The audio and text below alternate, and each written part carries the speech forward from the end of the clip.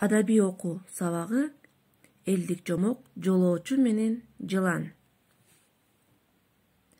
Бир жолоочу келе жатып чоң сууга кезикти. Сууда көпүрө жок болчу. Ары бери карап, аргасыз баягы суудан кечип өтө турган болду. Жолоочунун жүгү оор болчу. Бутунан өтүгүн чечип, жүгүнө кошо таңды да көтөрүп алды. Ошо маалда суу жээгинен жылан чыга калып, адамча сүйлөдү. Эй кайрымдуу адам, мага жакшылык кылчы. Суудан өтө албай канча күндөн бери ушул жерде жүрөм. Өзүң менен кошо тиги жээкке өткөрүп койчу. Кылган жакшылыгыңа чоң ыраазы болор элем. Адам жүгү оор экенин айтып, мен сени кармап алайын десем, колум да бош эмес. Кантип өткөрөм, деди.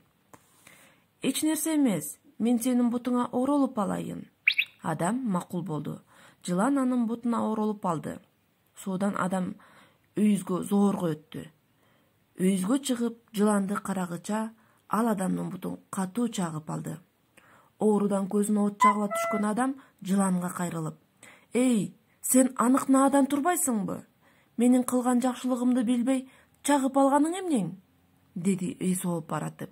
Анда жылан: Мен сени атайы чакканым жок. Сага ыраазычылыгымды гана билдирдим, деди сойлоп баратып.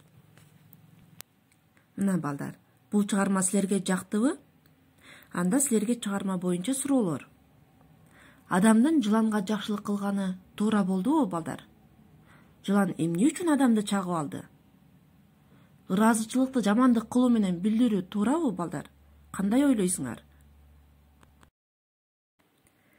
Текстте кездешкен жаңы сөздөр: өйүзгө деген сөз суунун тиги жээгинде, аркы бети дегенди түшүндүрөт экен.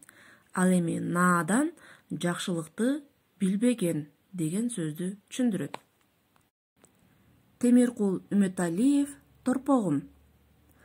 Астыга кетсең бөрү жейт, атасынын көрү дейт. Жесем көпкө жетпейби, ошол жылдын төлү дейт. Артта калсаң ууру бар, аяшпайт сени уурулар. Ортодон орун беришир, жаш жагынан улуулар. Бүжүрөп артта калбагын, адашып алыс барбагын. Ичинде жүр баданын, өзүң билгин ар жагын. Кылоо, кылоо торпогум, карышкырдан коркомун. Балдар, силерге тапшырма жолоочу менен жылан чыгармасындагы суроолорго жооп берип, Темиркул Үмөталиевдин Торпогум деген ырын жаттап айтып бергиле.